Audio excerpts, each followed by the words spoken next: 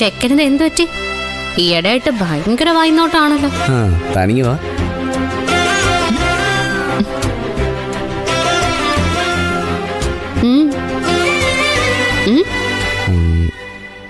താൻ ആ കൈ നീട്ടിക്കേ.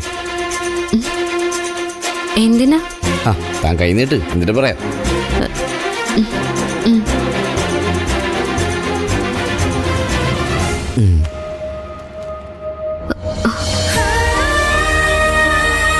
എന്താ ഇത്? തുറന്നു നോക്ക്.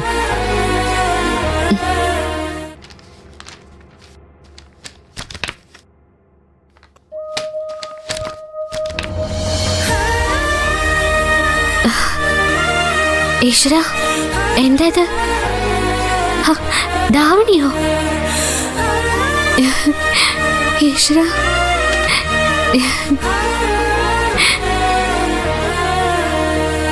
ഇതപ്പോ വാങ്ങി? അതൊക്കെ വാങ്ങി. തനിക്ക് ഇഷ്ടപ്പെട്ടോ? അത് പറ. പിന്നെ ഇഷ്ടപ്പെടാതെ? എന്റെ എത്ര നാളത്തെ മോഹമാണെന്നോ ഒരു ധാവണി എടുക്കണമെന്ന്. താൻ എങ്ങനെ അറിഞ്ഞു എന്റെ മനസ്സ്? അതിനല്ലോടെ ഈ ടെലിപ്പതി എന്ന് പറയുന്നു. നമ്മുടെ പ്രിയപ്പെട്ടവരുടെ മനസ്സ് വായിക്കാൻ നമുക്ക് കഴിയും. ഓ പിന്നെ നേരാടോ.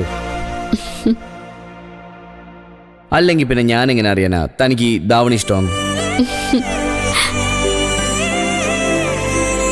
ഒരു കാര്യം ചെയ്യും, താൻ പോയിട്ട് വേഗം ഇത് കൊടുത്തിട്ട് വാ. നമുക്ക് അമ്പലം വരെ പോവാം.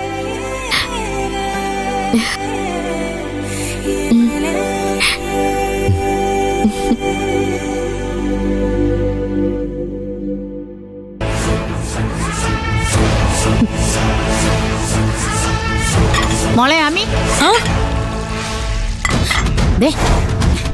എന്താ ചേച്ചി? അവിടെ ഉണ്ടല്ലോ.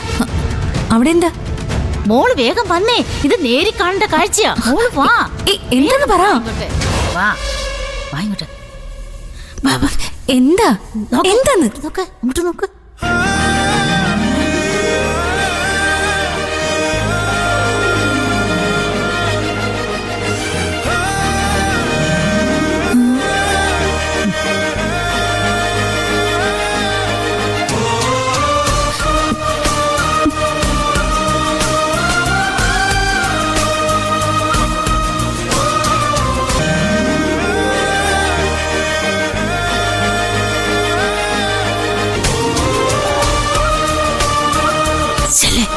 നോക്കുന്നൊരു പാര വെക്ക്.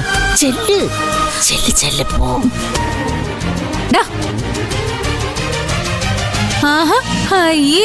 എന്തത്? കണ്ടിട്ട് മനസ്സിലായില്ലേ? ധാവണി. അത് മനസ്സിലായി. ഇവള് ഈ കോലം കെട്ടിച്ച് എങ്ങോട്ടാ നീ കൊണ്ടുപോകുന്നതെന്നാ ചോദിച്ചത്. കോലോ? ഇതോ? സൂപ്പർ അല്ലേ? എന്ന് നീ മാത്രം പറഞ്ഞാ മതിയോ? കാണുന്നവർക്കും കൂടി തോന്നണ്ടേ? അതെ, കാണുന്നവർ കൂടെ തോന്നണം.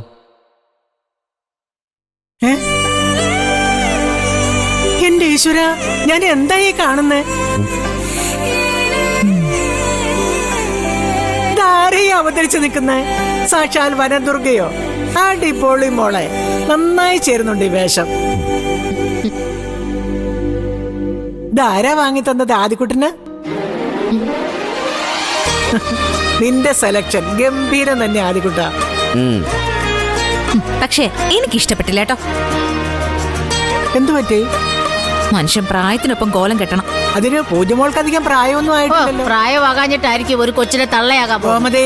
അയ്യോ, ഞാനൊന്നും പറഞ്ഞില്ലേ എന്റെ രാമനാരായണ. മക്കളെങ്ങോട്ട്? അമ്പലത്തിലേക്ക്? അതെ മുത്തശ്ശി. എന്നാ പിന്നെ നേരം കളയണ്ട, പോയിട്ട് വരും. വാ.